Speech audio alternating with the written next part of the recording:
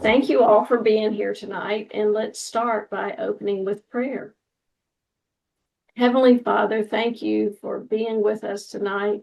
Lead and guide us during this time together. Be with our speakers, Tyler and Ian and Cindy, that they would share what you would have them to share and be at peace.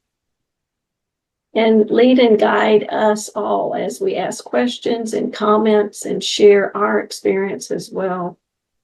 And just pray that we might all grow in becoming more and more the body of Christ that you want us to do, and take the next steps you want us to take in our local churches. In Jesus' name we pray. Amen. Amen. Amen. So we are honored to have Cinde Rawn with us, who is, Tyler said I should mention this first. He's won an ESPY award. And so he's the only one here, I think, unless we have someone special. But he lives in Texas now, but soon will be moving to Arkansas, which he's excited about. He's 43 years old, has Down syndrome, and has been a world-class Special Olympics ice skating in Austria in 2017. And that was related to that was how he got the ESPY award. He works at Virgin Hotels. His father is an Anglican priest, and he's been active in the Episcopal and Anglican church, but there's been times when he had to also go to another church to have the needs met so that he could be actively involved and participate. And we're glad to have you here tonight, Ian. Thank you. Cindy, his mother, is also the mother of 2 other children, and she has been an advocate for all of her kids. She is a spiritual director, and prior to that, she led a nonprofit called Threads of Hope, which ended their mission and project in 2020, and now works as a spiritual director. Tyler Lund-Hansen is a curate and director of formation at All Saints Durham. Oh, Cindy, glad to have you here. Sorry, I didn't say that. Tyler Lund-Hansen is the curate and director of formation at All Saints Durham, North Carolina. He's married and has a baby on the way in February, and very excited about that. He grew up in Wisconsin, which he says gives him the personality of a what?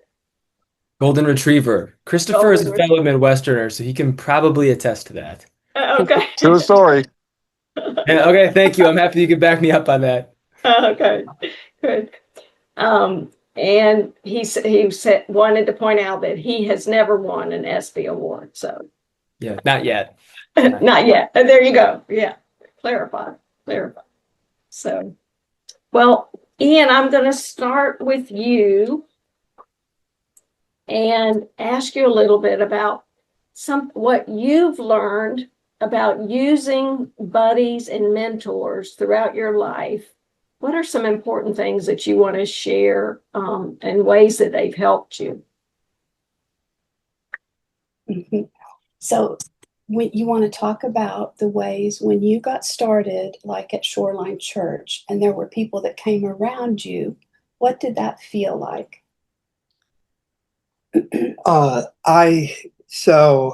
Backstory is that I found a church through another church online, and the pastor of this church here in Dallas, Texas, at Shoreline City Church,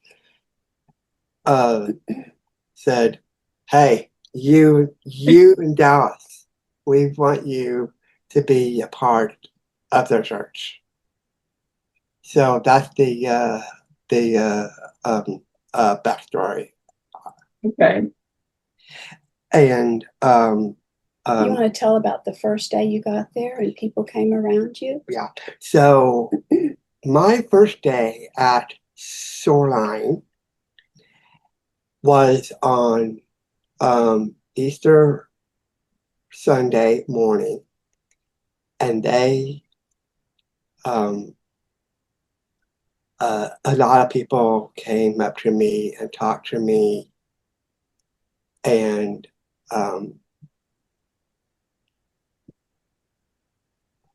did they welcome you warmly? they did. They welcomed me warmly. They are very encouraging folks, and they really care about everyone. And weren't there some particular folks that, like you really had a deep friendship with a small group or a core group of folks that you would do things with, right? Yeah, I did. I was in a all male small group Mm-hmm. for quite some time, and um, I quickly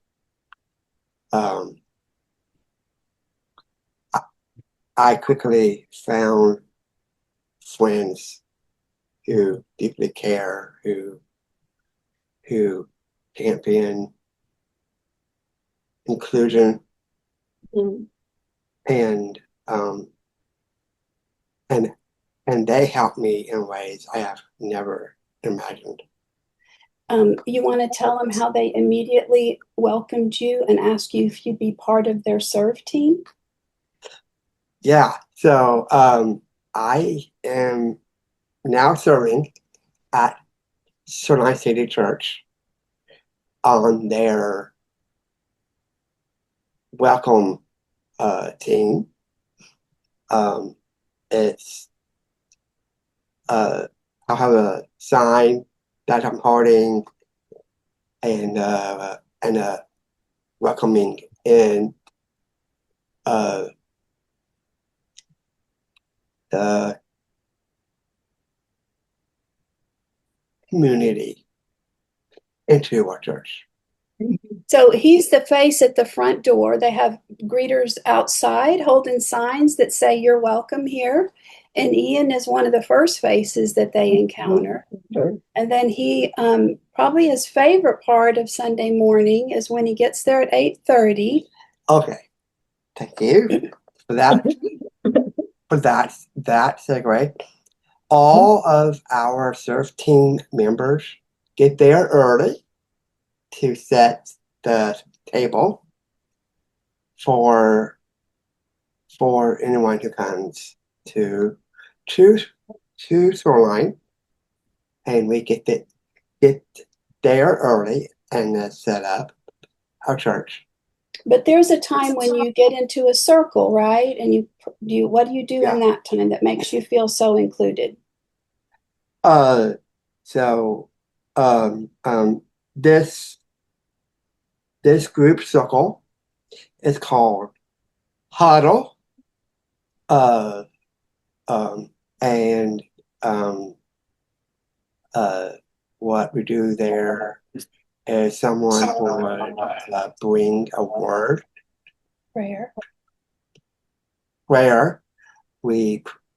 It's a praying church. They are a spirit-filled church, and being around people who care a lot about anyone who goes to the church. Oh, good. Well, Cindy, what's it been like for you to help Ian navigate? I mean, throughout when he was young and throughout youth and children and everything, what are some things that you've learned that have helped, that you've had to help buddies and mentors and people guide him, and some tips that we can get from you? Yeah, thank you for that. And really just thank you for everything you're doing to help move this whole project forward. We are so grateful for that. I say to people that Ian, because of his age, he's to me, he's always been on the front edge of this wave of change. And so we have come into spaces that were brand new at even thinking about inclusion. And what we found was, and have found throughout his life, is that every place we've been, there have been a few special people who rise to the top, who seem to like have a kindness and an inclusion radar. And so they will generally come and be a kind person in a space to help Ian be a part of that. When he was younger, I used to go to his, like to the Sunday school group, the large group, or this was like, especially in middle school when they were just beginning youth group, and Ian and I would go, and together we would talk to the whole group about what it was like to have different abilities, and help them be comfortable asking questions about Ian and about his life, so that we could start a dialogue that everybody always knew that there was no bad question, that a question just meant you cared.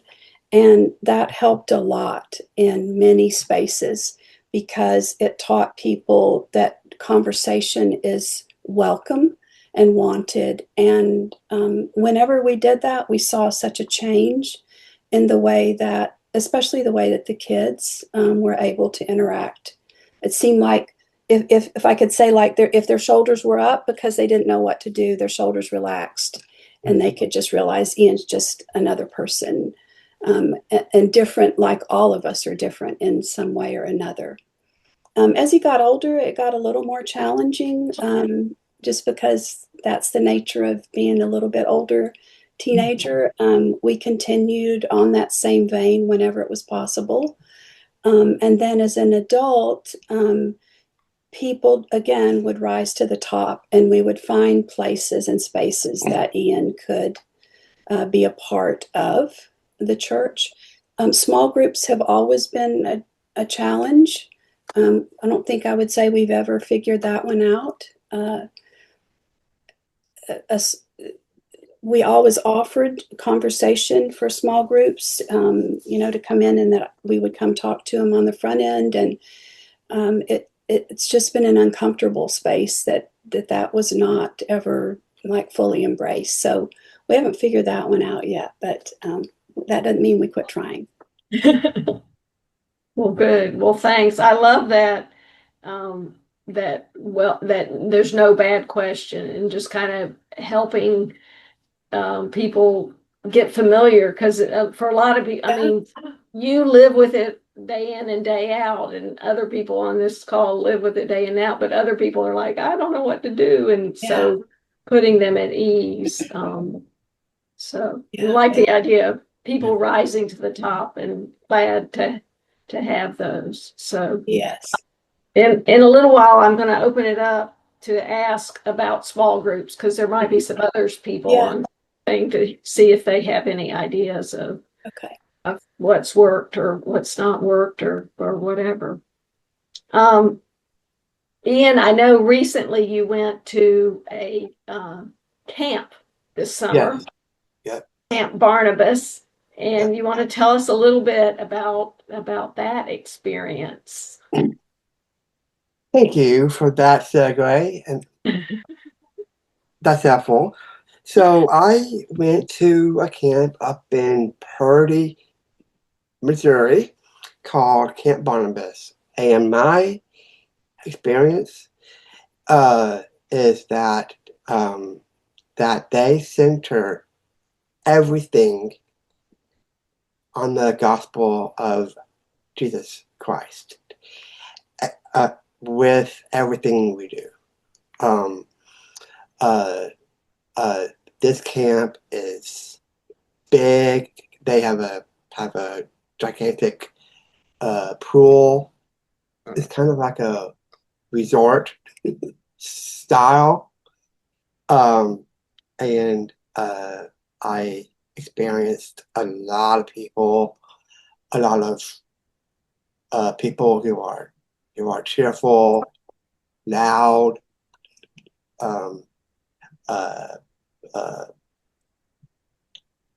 cheering us on and just being around people who are Christ-centered. Ian, could I get you to tell them? So he went to one camp for a couple years, and he was just a camper, like we all think about it in the traditional sense. And when we got to Camp Barnabas, there was something very different. Would you tell them about your missionary, the person that was with you as a mentor? Yeah. So I had this gal who was a missionary when I was there, and she would take care of me. We talked about personal stuff, and just having a mentor to navigate certain struggles that I face. Great. It was something I really liked. I know, and I notice you use the word mentor because Yeah. at your age, it's kind of Yeah. like having a buddy. I mean, we all have buddies too. It's not like we Yeah. outgrow having buddies, but Yeah. it feels a little more age appropriate to talk about having mentors as Yeah. well. Yeah. So, and I know when the last time we talked, I think you had just gotten back Yes, from Camp Barnabas, I did. and you were very excited. And you said that you think that there will be lifelong friendships that you will have from the people that you met there. Yeah, definitely for sure. And one of them, we've known for a good while. Yeah. Oh, good. Well, and I know I'm just going to put this little plug in there because I know these camps are expensive, and the Access Leadership Network has just launched having some small grants, I mean, up to $1,000 to help people do a project related to disability ministry in their church. A church has to apply for it, but a church could apply for it on behalf of their families to help them go to camps like this, and there's family camps and that kind of thing. So anyway, that's on it's in the newsletter, and I'll post that at the end if you aren't on the newsletter list, because I know it costs a pretty penny to go to these camps. and that makes it, I mean, you already have additional expenses, related to special needs and stuff like that. So anyway, well, thank you so much, Ian. Tyler, I don't want you to feel left out. So I'm all good. Don't worry. you're all good. So I'm gonna ask you a question and then open it up to some discussion about small groups. But what are some things that you've learned about setting up the buddies or mentor program that you've just started at your church? What are some things that you want to share with us? Yeah, I'd be happy to share a little bit more about that. I'll give you just a brief overview as to the program that we have right now at All Okay. Saints Church, and then I'll, maybe share a little bit more about some of the things that we've learned. But at the outset, I should probably acknowledge that one of my partners in this ministry is out of this call. So Lindsay, you can butt in and you can augment or correct anything that I'm about to say. All right, you have complete permission. But basically, a neat thing that we've been able to do at All Saints Church is that we have, one particular parishioner who is on the autism spectrum. And we've been able to set up a buddy program so that we can have two mentors who are with her every Sunday, who can be accompanying her at the beginning in the worship service, if she chooses to be up there, but then also in our sacred play program, which is like our Montessori-based Sunday school type thing. And by having these two mentors with this particular parishioner, it frees up our parents then of that particular child to be able to worship in the main sanctuary. But then it also helps those two mentors and those leaders for that parishioner to be able to accompany that child to make sure that she is safe, but then also B, that she's able to participate in appropriate ways with the rest of with the rest of the children in the sacred play classroom. So it's this buddy system in which we get to see, we have a list of, I think it's now about 6 adults who are able to help this particular parishioner, and we can rotate them through based off of the availability of their schedule. So it's very much a ministry of presence. And it's been honestly one of the highlights of my curacy, being able to be a part of this. And just to, Kathy, your question of what are some things that you've learned along the way? It's worth mentioning at the outset, like this is where we are right now at All Saints Church. It's also not where we think the Spirit would have us. We think that there's still more work for us to be doing here. We think there's probably more parishioners who could use this kind of support. And we think there's also more ways that we can be adapting some of our sacred play curriculum for this particular parishioner so that she can then better participate. So we're by no means a finished work when it comes to this regard. Like we're just kind of, along the journey here. But the first thing that I would say as far as like what have we learned to kind of get to this point? First thing I would mention is that baby steps are really good, right? This was not something that we suddenly pulled out of nowhere and said, great, we have these volunteers and we're ready to go. This all started because we had parents who loved their child and were advocating for her. And when I first joined staff at All Saints in January of 2024, simply told me more of their story. And they told me ways that the church could support them and could support their entire family through the process, right? And all of this started with the parents simply saying, oh, sorry, what was that? Nothing. Oh, Sorry. oh no, you're all good. I thought I heard something. No. But the first baby step that we took here was the parents basically saying, gosh, it would be so helpful if we could just get sensory kits in different places throughout the church. So that if our child is having a difficulty, we know that downstairs in the narthex and in the sanctuary, there's going to be help, right? That was where this started, was the parent just saying, this is the best way that you can help us and that you can serve us to make All Saints Church a more hospitable place for our entire family to be able to grow up into him who's the head, right? So first thing I would say is that this takes baby steps, right? And that's totally fine. Second thing I would say in regard to like, what have I learned is that to pull something off like this, you need some experts, but everybody involved doesn't need to be an expert, right? So in order to accompany this parishioner well, the parents had the wisdom to say, let's bring in her BCPA, who can actually train all of these volunteers and can coach them on what it's like to accompany someone well who's on the autism spectrum. And let's also have the parents there who can say, we know our child best, and if you want to accompany her well, these are the ways that you can do that. I mean, we needed an expert to come in here. The stakes are really high when it comes to caring for parishioners like this. This is not something that, we can mess around with or be willy-nilly with. So we needed some experts, right? And even the person now who's like our lay leader, our volunteer leader of this ministry, she's a former special ed teacher, right? But then if you look at a lot of our other volunteers, it's just a really kind, big, burly man that grew up on a farm in North Carolina, right? Who has no formal training with this, but he just wanted to help. It's another person who's the parent of somebody who's on the autism spectrum who's now in their 20s and just said, gosh, I would just love to be able to serve in this capacity. Another person who I would just describe as kind-hearted, who helps out with this on a regular basis. So the second thing I would say that I've learned is like, you need some experts, right? But not everybody here needs to be an expert to help out with disability ministry, right? Third thing I would say is that this is just like a mistake that we've made. Mistakes are normal, and Cindy, I loved how you phrased it of like, there's no such thing as asking a wrong question. It just shows that you care, right? And I've so appreciated just the generosity of the parents in particular in this, and of some of our volunteers. Because, for example, I mean, we created this for this one parishioner who we just love, right? And then as we invited more people into this ministry, we just presented this at our fall ministry fair alongside, the other 40 ministries at All Saints Church. And originally we just called it like helpers of this particular family. Like we didn't have a special name for it, right? So as we got closer to the ministry fair, it was like, oh gosh, we need a name. So I just slapped the name on the top of it, Special Friends Ministry, right? And then I had a few people who know a lot more about this who were like, hey, I love you, Tyler.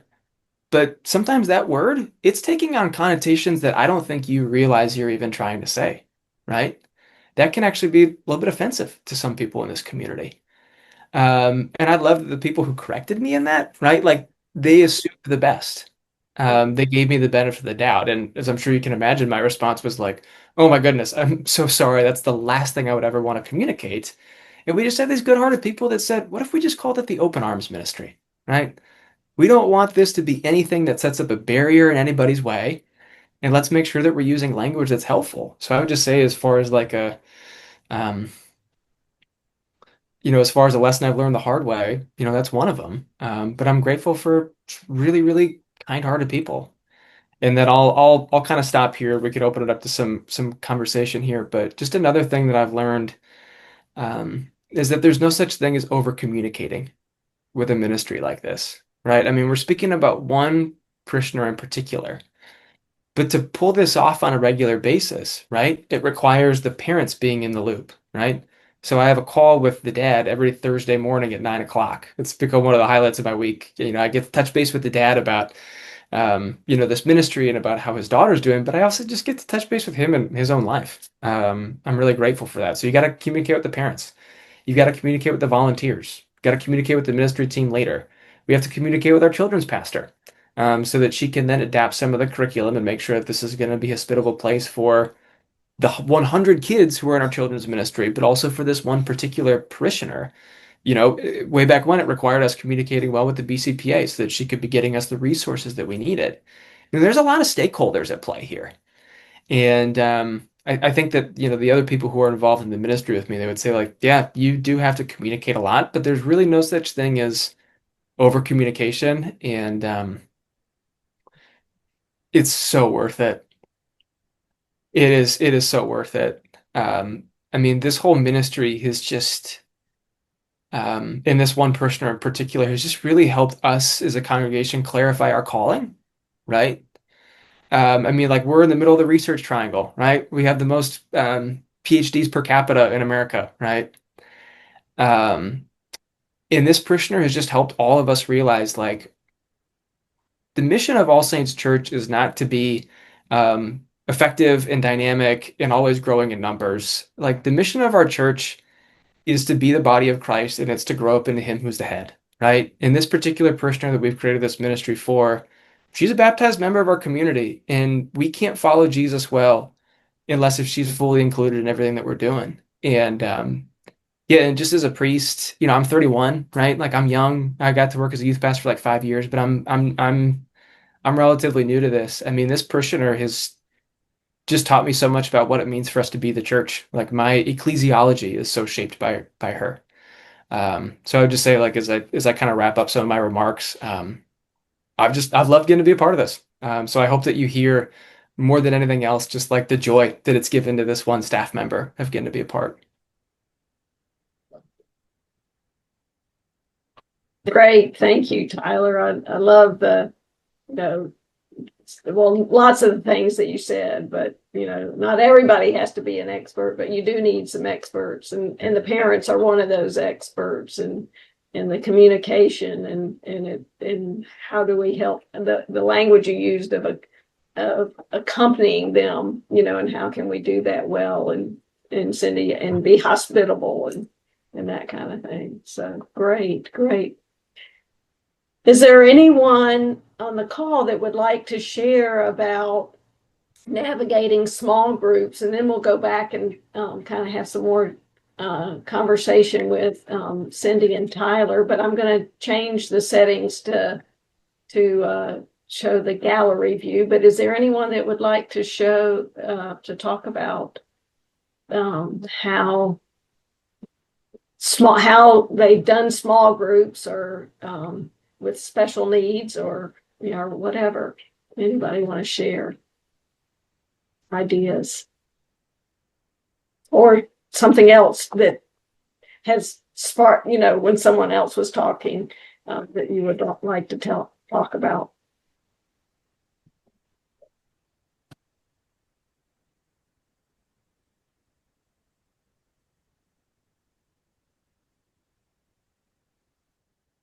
Tyler, this is Heidi Rickert. I'm also an All Saints Woodbridge. We're in Woodbridge. Our church is All Saints. So I loved hearing you say, here at All Saints, here at All Oh, Saints. no way. Heidi, wait, are you in Doma?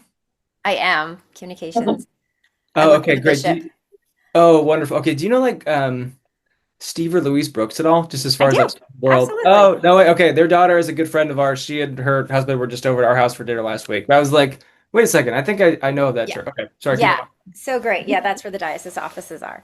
Yeah. Um, I think what we're finding at our All Saints, we've tried a few things to get some sensory toys and some help, is I think people are a little bit scared to step in, worried about doing it wrong. And I hear training and having experts. Did you get any of that? And how would you speak into that of like, I don't want to do something so wrong, and I don't know, maybe Ian, you have some suggestions too on someone doing the wrong thing or saying the wrong thing and just messing it up completely and causing more problems than help. Does that make sense? Yeah, totally. I mean, that's a good point, Heidi. I mean, I'll when I finish, I'll also, defer to my co-partner of this ministry if they'd like to chime in here. But I mean, yeah, we totally face that. And I think that like what I didn't quite share earlier was that this was a really slow process. I mean, like this started with me and the parents meeting every month and basically me just kind of telling the parents I'm like, okay, this is what I think I can do this month. And a lot of that was just building Mm. trust with the stakeholders involved, right? Of building up trust with the children's pastor, building up trust with the person who runs facilities at our church, building up trust with volunteers, building up trust with our vestry, and just kind of being able to assuage some of those fears, like slowly but surely. So I think maybe Heidi, what I would just say is like time was kind of the secret ingredient. Okay. I think for us at All Saints. And then I think maybe just the final component is just like the parents were just such excellent advocates that I think that covered over so many anxieties because the parents were just consistently leading with gratitude. Um, That makes sense. that I think that then they just kind of set the culture of like, I mean, the amount of times that the parents would say things of like, "We are just happy that you care." Okay. I think that helped a lot of our volunteers. Okay. I think that's something for a couple of our situations that might be what's missing is the parent involvement. And I could see where that would really help. Knowing that the parents are like, you don't know what a blessing you are. And just by showing up, you aren't going to mess this up. And I think hearing that might help. That's good. Yeah. Yeah, and it can be a tricky balance too, because like on the other hand, it's like you don't want to look at the parent who's already being incredibly faithful in their calling to their child and then say like, here's more work that you can do at the church, you know? Because I think as clergy, that was part of my desire was to be like, okay, I need you to advocate, but like I don't need you to get in the nitty-gritty here. Like let me do that for you. But I think that's probably just a balancing act with every parent. Hmm. Speaking as the parent, Okay, great. Sorry, I didn't want to out you, but here we go. My partner in no, crime. no, it's okay. You could have said whatever you needed to say about the parent. You were really kind. But I would kind of echo what Tyler was saying about being slow. If I'm as the parent, I was pretty frustrated by that, if I'm honest. Just because like I just that's just my personality. It's like, okay, well, let's just do it next month. Like, let's just do it. And Tyler's commitment to meeting with me monthly just showed me as a parent that he's in this for the long haul. That it wasn't just let's slap this together and see how it goes.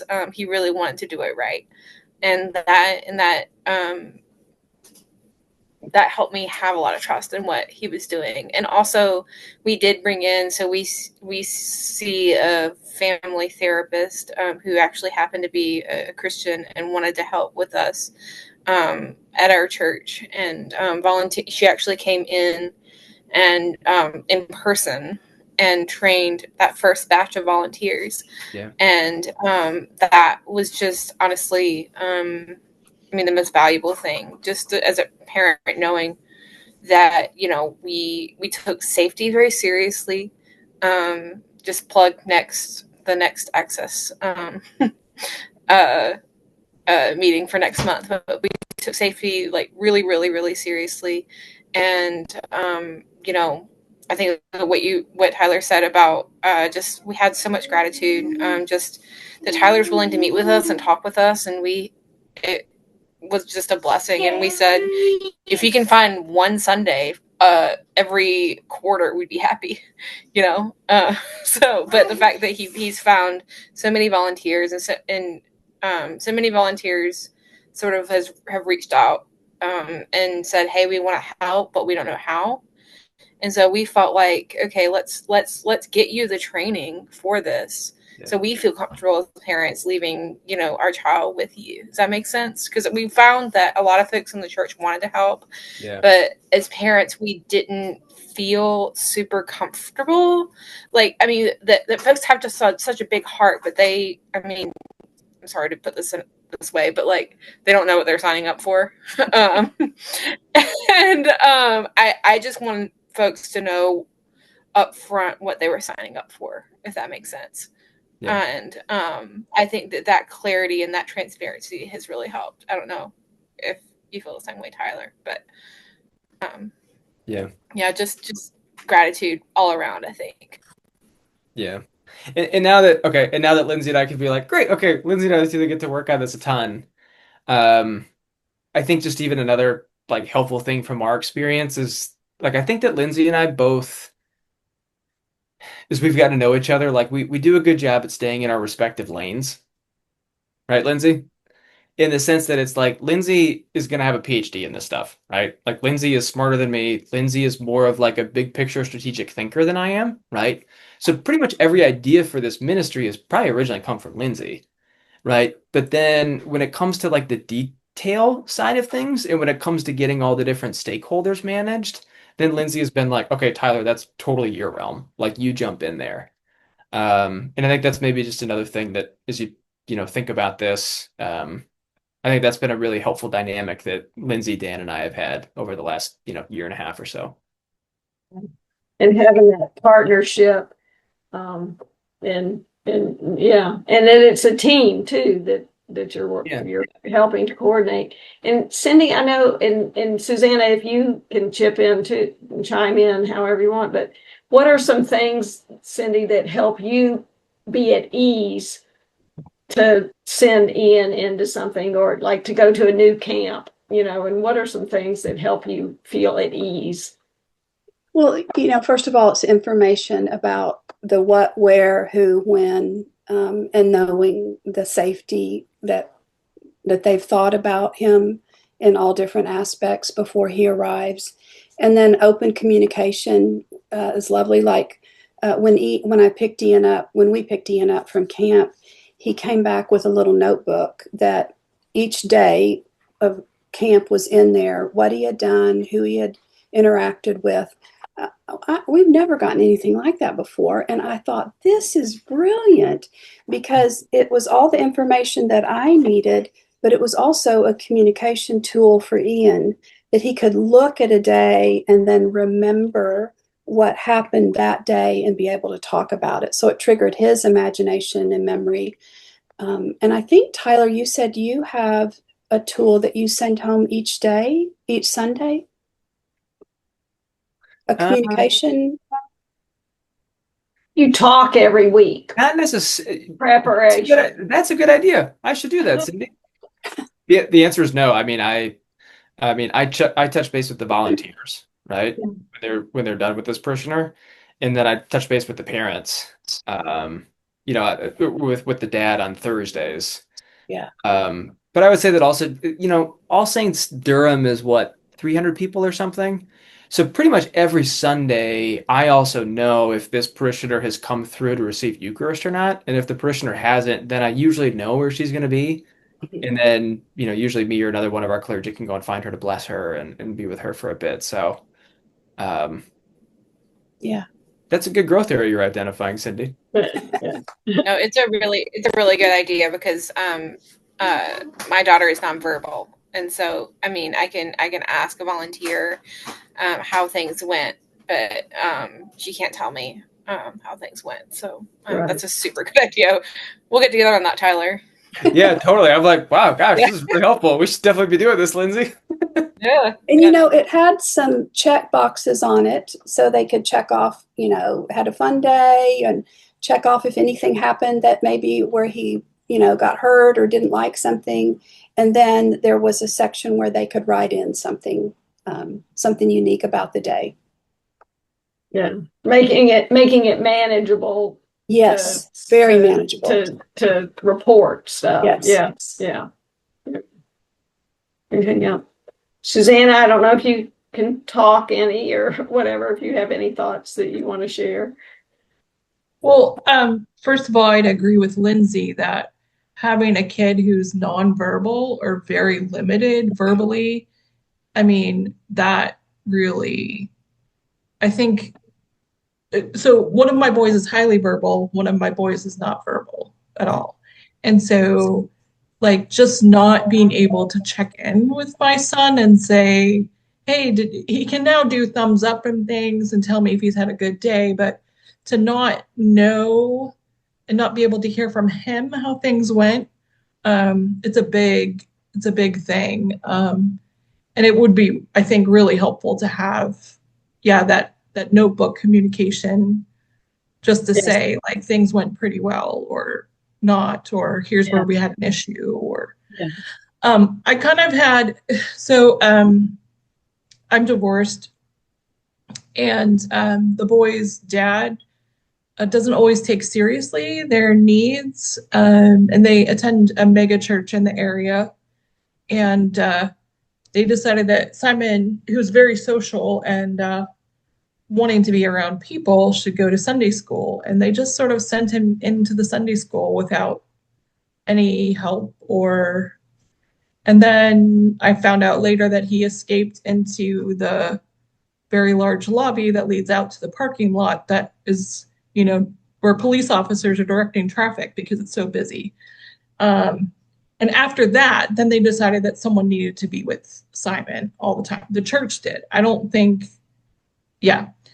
So I think they're getting on board with that. So Simon was often at church with his dad in that situation, but we attend a small Anglican church, and so usually both boys are in the service with me all the time, just because it can tend to be easier. But I don't know if that answered your question or not, but. Oh, that was helpful. And so, in what age are your? Oh, thank you. Yes. So my boys are 11 and 13 now. Okay. So, and that's also presenting new challenges, of course, because when they were smaller, and especially when Simon was smaller, if there was something that was going on that was upsetting him, you could sort of easily remove him from the situation. You know, he's 11, he weighs 120 pounds. Like, there's not very much you can do to remove him from a situation. So things are changing over time, and I'm assuming they will continue to change over time. But the good news is that most of the time he tends to be a very cheerful and even-tempered kid. So my verbal child is not always so easygoing and cheerful. So, well, and I like that what has been mentioned in different ways, just about baby steps. You know, that like Yes. that it's like we don't have to have this big unveil of this huge program we're going to do. Let's just what do we need? What would help the most right now? You know, and let's do that. And what would help the most now? And let's, you know, do the next thing and that kind of Right. thing to helps get us going. So, and I just wanted to say too, just briefly, that the small Anglican church that we attend here in the Sewickley area, they have been super welcoming of having both boys in the service all the time. If there's a little bit of noise, if there's a little movement, they're very welcoming of that. And that also has been very helpful. yes. I've been other places where if the kids, you know, move or make a noise, we kind of get glared at by, you know, the little old ladies in the church. So it's nice to be in a place where that sort of thing is understood Yeah. and accepted. So, well, good. Ian, I wanted to come back and ask you some things ways that you were involved, like when you were younger. Like I think you were in the choir and you participated in the youth group, Episcopal youth, and just if you'd like to share a little bit of that and ways that you've served at your church. We know you were a greeter, but I don't know if there was other things that you've served as an acolyte or something when you were younger, but kind of just the things that you were involved in when you were younger too. Thank you, Kathy. Yeah, I actually remember one church I was at here in Texas is ushering, acolyting. Back when I was a kid, I was in a church choir. And you acolyted when you were a kid too. Yeah, when I was a kid, I acolyted as well when I was a kid. One of the things on the serve team at this church is they put on women's dinners about every quarter. And are you a waiter and a helper getting that served up to the women's ministry? Do you remember that one? I can't remember what they call it. The Orchid? Yes, Orchid. Yeah. Orchid is a women's ministry that my church has. And wasn't really serving food, really. But it is honoring our women of our church, and they have a worship night. We'll let them have their own time. And what is your part in that? You and all the guys, you get together, and what do you do? What we get to do is if I can remember what I did. I wasn't in the service. Here, how about if I say this? What I remember the most when he got home was the pure joy of being in a group of guys and serving together. That is all that we really need to say. He was in a community, he was part of a community, and he did something that mattered to him and to everyone else. And working together. I'm just part Yeah. of the team Yes. that's making this happen, you know. Yes. Yeah. You know. It's called setting the table Yeah. for our women. Good. Well, I'm aware of the time, and so I know we don't have too much longer to talk, but what else do you, Cindy or Tyler or Ian, what else do you want to share that we haven't spoken on yet? You know, I'll add this real quickly because it's been something that's been apparent to me for his whole life was the dialogue back and forth is so important and so welcome, I think, by pretty much any family. The willingness to talk to us to see, is there something that we can do together? But another piece of it, and especially as Ian has aged, and we did this when we would go share with groups of kids, was we would teach them how to have boundaries. What does setting a healthy verbal boundary look like? And I would show them how I set boundaries with Ian, and that, you know, oftentimes I put my hand on his shoulder and then I verbally state the boundary so that he feels the warmth of the communication. And teaching kids how to set boundaries. But as he's aged, I've realized that the adults almost need it more than the kids did, because most adults don't feel comfortable being a little bit more direct, because Ian isn't going to pick up nuance. He's going to pick up you talking to him gently and setting a boundary that helps him know, oh, here's what's right in this situation and what's expected of me. And and I think boundaries is not having boundaries is the root of a lot of the hard stories. Yeah. Yeah.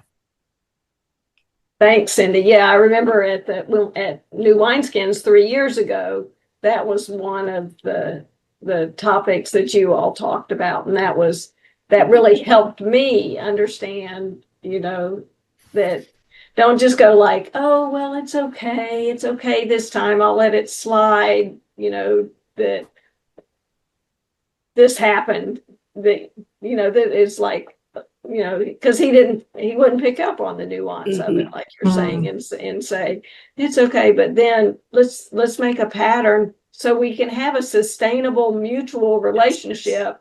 Yes. And the person doesn't feel like they've been taken advantage of, not that they were taken advantage of, but they just feel like, it sustains the relationship longer if you have good boundaries. What I found is if the boundaries aren't in play, then it will turn into ghosting. And ghosting is one of the more painful things that we all experience in life. But if people can't have a dialogue or a way to communicate, then ghosting often happens. Thanks. That's helpful. Cindy, may I ask you a question? We have a 8-year-old little boy in our children's ministry, and we love him to death. And with Down syndrome, and he is very affectionate, and he's very cute. And I had one of our ladies that helps us with our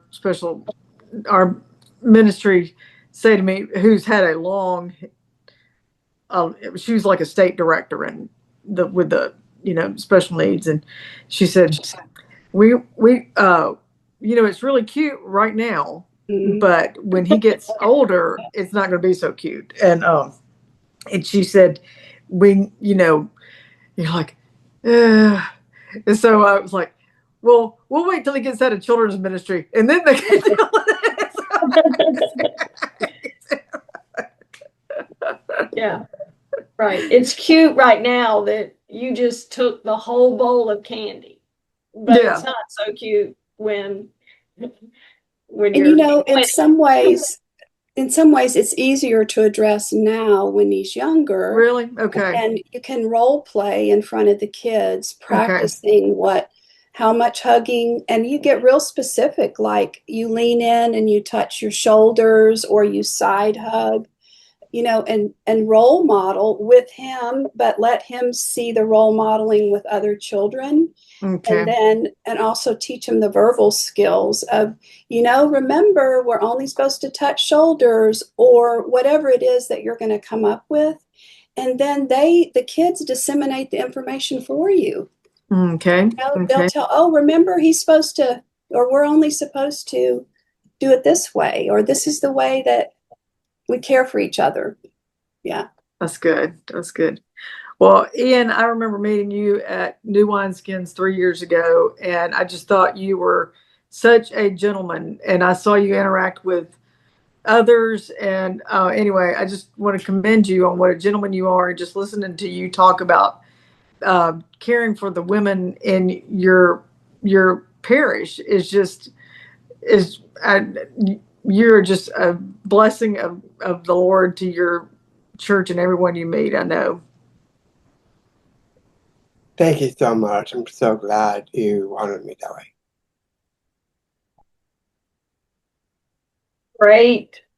Great conversation. Thank you. Tyler, any other comments? I know we didn't get to everything we had on the list to talk about, but any closing comments that you want to say? I know you said one thing you said to me is, this is hard. If it was easy, everybody would be doing it. Right.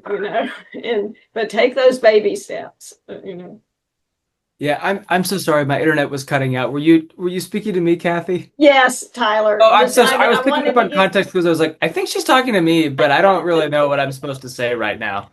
Any closing things that we didn't talk about that you want to close with? This is one of the best parts of the job. Mhm. If you're in ministry, just drink it up, man. I mean, to quote the great theologian Andy Bernard from The Office, I wish there was a way to know that we were living in the good old days when we're still in the good old days. And it's a gift to get to do this. And I just want to thank you for it. Yeah. I hope that thank you everyone for participating and sharing your thoughts. And that's part of what this network is just that we don't have all the answers, but together we can help one another and learn from our mistakes. Like we saw our, not mistakes, but like, oh, this was really helpful at Camp Barnabas. And oh, we're going to do this now, so that's what Access Leadership Network is about, networking people. I put a link in the comments to our recent newsletter. It has information about the access grants that I mentioned, so you can get the information there. And the application period opens officially today through October 15th. And so think of a project and that you'd like to do with your church or bless a family in your church, or some little project that you've been wanting to do with your ministry to take it to the next level, and how we can help. It's not meant to fund everything, but to supplement, your church does some and the access grant does some, or your diocese does some, and we help it out. So look forward to hearing from that. And then we touched on it a little bit here about we want people to be safe. And next month, in October, we'll have the privilege of having Dr. Tiffany Butler, who's the Safeguarding and Canonical Affairs, I think that's the right title, for the ACNA. We'll be talking about safeguarding vulnerable children, youth, and adults. And so that should be a good learning experience for us all, because safeguarding is important and we want to keep everyone safe. So I hope to see you all in October, and thank you so much for coming tonight. Blessings to you all. Bye-bye.